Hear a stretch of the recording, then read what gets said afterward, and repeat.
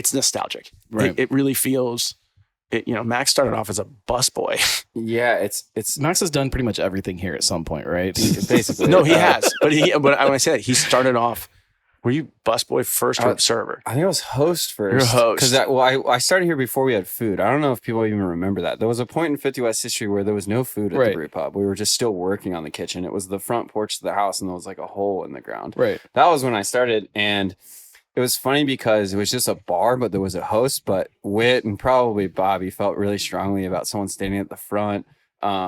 Bobby feels really strongly about first impressions and your host greeting you properly.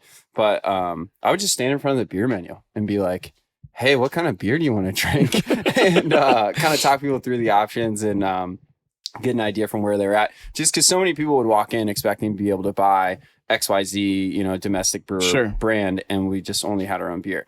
So we kind of did need something like that, especially like a touch before the bartenders when we were that busy, because it was like shoulder to shoulder in this room. But yeah, it's hard to like quantify and put words to like how you feel about it. But one like phenomena that I've seen here with people that less so than I've noticed from just talking to friends and other brewers and such. I don't mean to disparage or take away from any other brewer, but people like really are emotionally connected to this business. Like the employees that work here feel very strongly about it.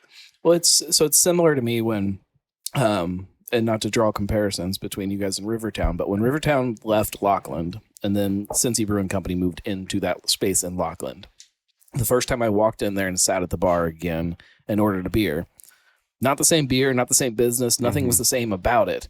But that beer came across and I sat there and I was sweating a little bit because it was hot. And I remember that they don't have air conditioning. And like you start to all those memories from that space start to come back. And it reminds you of that early time of drinking craft beer and the excitement of it and the feeling that you get. And like, it's the same here.